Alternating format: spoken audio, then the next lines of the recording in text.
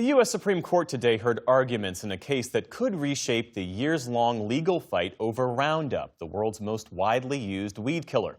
It's been a mainstay of industrial agriculture in the U.S. and around the globe, but thousands of lawsuits allege that one of its key ingredients may be linked to cancer. Our justice correspondent, Ali Rogin, has more on the debate before the court. For many years, researchers have debated if exposure to glyphosate, the herbicide and key ingredient in Roundup, causes cancer. That debate has led to tens of thousands of lawsuits against Bayer, the company that makes Roundup, claiming it failed to warn consumers about potential health risks. Bayer argues federal pesticide laws shield them and that the EPA has never declared their product contains cancer-causing ingredients. Today's arguments unfolded against a backdrop of political tensions over pesticides, both within the Trump administration and the broader Make America Healthy Again movement. To help us understand the potential real-world implications of whatever the court decides, we're joined by Helena Bottemiller Evich, founder of the Food Fix newsletter, who has been tracking the policy implications of this debate. Helena, thanks so much, and welcome back to the News Hour. Thanks for having me.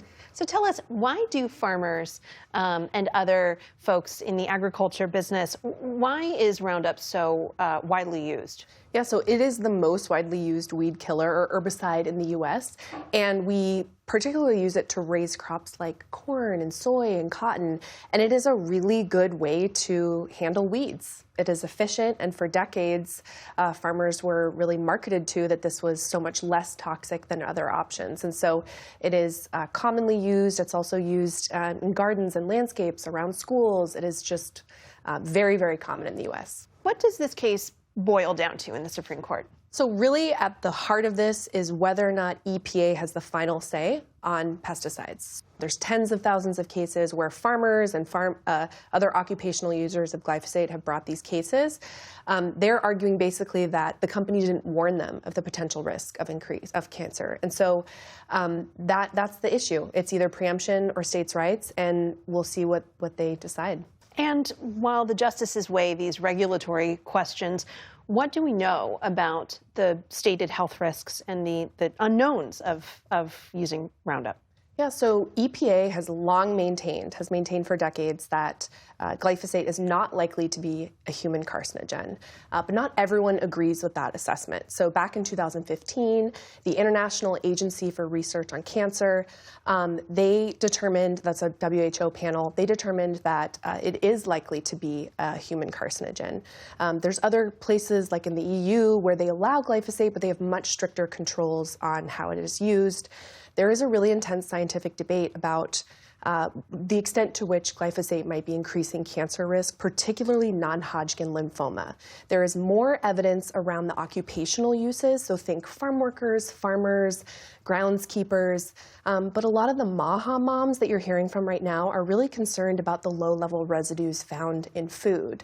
EPA maintains that these are, below the levels that they would be concerned about, but there's a lot of worry, I think, among consumers about what the long-term implications of having these residues in our food supply might mean. Helena, earlier this year, President Trump issued an executive order which would boost domestic production of glyphosate, kind of going in the complete opposite direction of the MAHA movement and Health and Human Services Secretary Robert F. Kennedy. What is the political debate here, and is it driving a wedge between the Trump administration and the MAHA movement?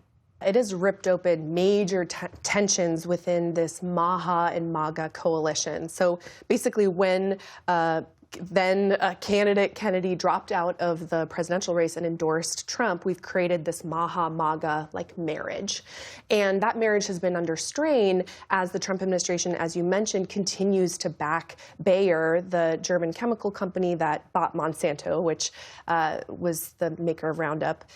Bayer has been supported by the Trump administration at every turn through an executive order. The Trump administration is actually before the Supreme Court arguing on behalf of Bayer as well. And so MAHA is furious about this. They feel that it is a betrayal of what Kennedy and Trump argued for on the campaign trail. You were at the rally in front of the Supreme Court today with MAHA supporters. They called it the people versus poison. What are your takeaways? You know, there was a lot of energy there. There were definitely not as many people as they had anticipated. I think they were expecting 1,000 1,000 people or more. There were not that many people. There were a lot of reporters, but there was a lot of energy. The moms I talked to there were really excited to protest. A lot of them had never been to a Supreme Court rally before, and it was bipartisan. When you look at the polling on these issues, like more regulations of pesticides, it is broadly supported across Republicans, Democrats, and independents. So. Helena, we don't know how this is going to end up, but if Roundup is forced to accept these warning labels alleging, warning of cancer, are there alternative products out there? What else is available to people who use these products? Yeah, one of the big concerns is that whatever replaces Roundup or glyphosate might be more toxic. So that is a big concern in the agriculture community to look at potential replacements. We don't really have a natural replacement for glyphosate at this point. It is such a major part of the U.S. agricultural system. There is some technology coming down the pike with lasers, zapping weeds, and there's some other things that are coming down, but those are very expensive. Those are years away. And I think it's going to be a while before those are really viable technologies. Bayer has really expressed concern that if they continue to face billions in liability in the U.S., that they might have to pull glyphosate from the market. The Trump administration has argued that that would be catastrophic. Not everyone agrees with that assessment, but it would be extremely disruptive. Helena Bottemiller Evich, founder of Food Fix, thank you so much. Thank you.